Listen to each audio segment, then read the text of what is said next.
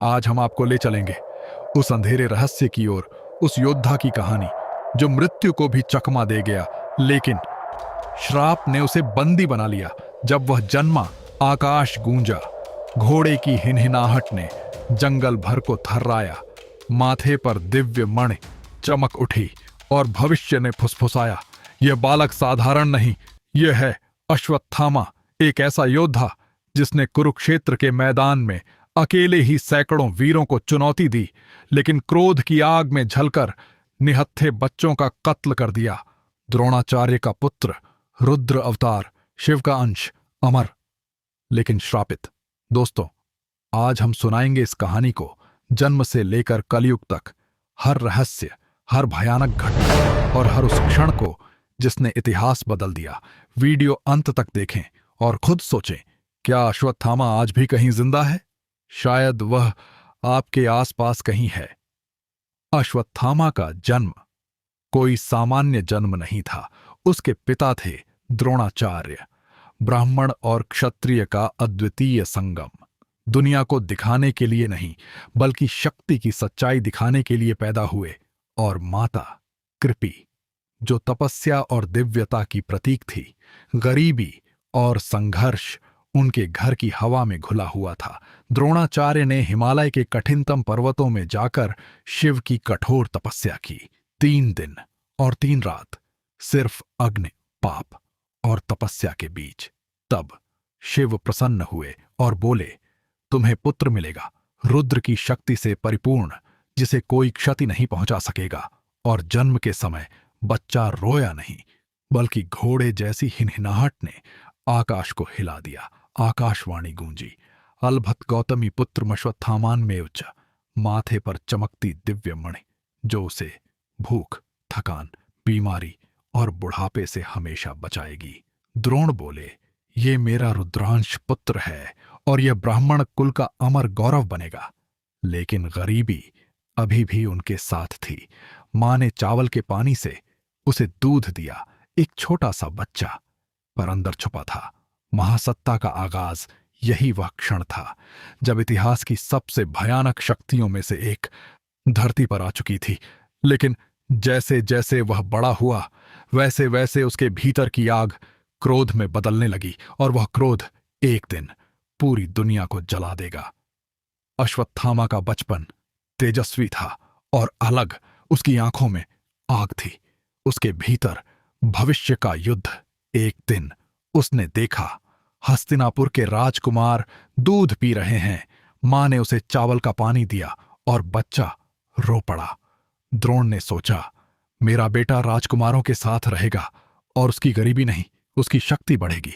हस्तिनापुर में अश्वत्थामा ने दोस्त बनाया, दुर्योधन। दोनों की मित्रता इतनी गहरी थी कि शायद ये मित्रता इतिहास बदल देगी। द्रोण ने उसे ब्रह्मास्त्र सिखाया, पाशुपतास्त्र सिखाया, नारायणास्त्र सिखाया, और हर वह दिव्य अस्त्र जो केवल देवताओं के लिए थे। अश्वत्थामा बन गया एक ऐसा योद्धा जो क्षत्रियों से भी परे था। वह न केवल युद्ध कला में निपुण था, बल्कि उसके भीतर रुद्र का विनाश छिपा था।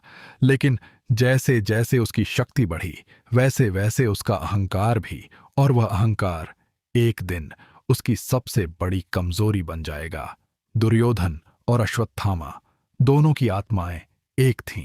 दुर्योधन को अश्वत्थामा में वह शक्ति दिखी जो पांडवों को हरा सकती थी, और अश्वत्थामा को दुर्योधन में वह सम्मान मिला जो उसके पिता से नहीं मिला था। यही वह बंधन था जो उसे कुरुक्षेत्र के युद्ध में कौरवों की तरफ खड़ा कर देगा, और यही वह बंधन था जो उसे अधर्म के रास्ते पर ले जाएगा। कुरुक्षेत्र, धर्म का युद्ध और अधर्म का संगम। अश्वत्थामा कौरवों के साथ था, एक अकेला योद्धा जिसने भीम और अर्जुन की सेना को चुनौती दी। उसका रथ आग उगल रहा था, उसका धनुष मौत बरसा रहा था, उसकी आंखें खून मांग रही थीं। लेकिन सबसे बड़ा झटका अभी बाकी था, द्रोणाचार्य की मृत्यु। युधिष्ठिर ने झूठ बोला, अश्वत्थामा मारा गया। द्रोणाचार्य ने शस्त्र त्यागा और धृष्टद्युम्न ने उन्हें मार डाला। अश्वत्थामा का खून उबल उठा, वह चीखा, पिता, पिता, अब मैं बदला लूंगा। दुर्योधन से वादा किया, मैं पांडवों का वंश नष्ट कर दूंगा। यह वह क्षण था जब अश्वत्थामा एक योद्धा से एक राक्षस बन गया।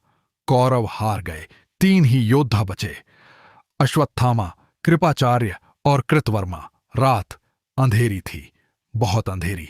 नींद में सोते पांडव शिविर पर हमला किया गया। अश्वत्थामा ने तलवार चलाई और द्रौपदी के 5 पुत्रों को मार डाला। वे सो रहे थे, निहत्थे थे। क्रोध और अधर्म का संगम। उसने देखा, उसके हाथ खून से लथपथ थे, लेकिन उसकी आंखों में कोई पश्चाताप नहीं था, केवल बदला था। और बदला अभी पूरा नहीं हुआ था। अब अश्वत्थामा ने छोड़ा ब्रह्मास्त्र।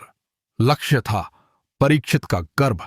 पूरी पृथ्वी कांप उठी, समय थम गया और तब श्री कृष्ण ने हस्तक्षेप किया। ब्रह्मास्त्र रोका गया, परीक्षित बच गया, अश्वत्थामा भागा। लेकिन अब उसका अंत शुरू हुआ था, क्योंकि अब उससे मिलने आ रहे थे स्वयं कृष्ण। और जो श्राप उसे मिलने वाला था वह इतिहास का सबसे भयानक श्राप था। एक श्राप जो उसे अमर बना देगा, लेकिन अमरत्व उसके लिए नर्क बन जाएगा। कृष्ण बोले, अश्वत्थामा, तुमने ब्राह्मण होते हुए सबसे बड़ा पाप किया। निहत्थे बच्चों को मारा, गर्भ में ब्रह्मास्त्र छोड़ा। तुम अमर हो जाओगे, लेकिन ये अमृत श्राप बनेगा। 3000 वर्षों तक पृथ्वी पर अकेले भटकोगे। तुम्हारा शरीर सड़ता रहेगा, माथा खुला रहेगा, पीप और खून बहता रहेगा। मौत मांगोगे, लेकिन मौत नहीं आएगी। तुम कल की अवतार तक इंतजार करोगे, और तब भी मुक्ति मिलेगी या नहीं, यह तुम्हारे कर्मों पर निर्भर करेगा। अश्वत्थामा चीख पड़ा और जंगल की ओर भाग गया। अब उसका जीवन श्राप और अकेलेपन में बंधा था। कहा जाता है अश्वत्थामा आज भी जिंदा है। असीरगढ़ किले में, हिमालय के जंगलों में, वाराणसी के घाटों पर उसे देखा गया है। लोग कहते हैं उसके माथे पर आज भी वह मणि है, लेकिन अब वह चमकती नहीं, बल्कि सड़न फैलाती है।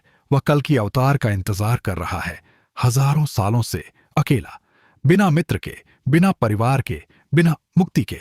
और हम शायद कभी किसी को उसे देख भी सकते हैं, लेकिन सवाल यह है, क्या हम देखना चाहेंगे? अश्वत्थामा की कहानी सिर्फ एक योद्धा की कहानी नहीं, ये हर उस इंसान की कहानी है जिसने क्रोध में सब कुछ खो दिया। गुस्सा अंधा कर देता है, बदला कभी सही नहीं। अधर्म का फल हमेशा श्राप लेकर आता है। सत्य और धर्म का साथ दो, चाहे तुम कितने भी शक्तिशाली क्यों ना हो, क्योंकि शक्ति क्षणभंगुर है, लेकिन धर्म अमर है। जय श्री कृष्ण। हर हर महादेव। जय अश्वत्थामा। लेकिन धर्म के साथ समाप्त।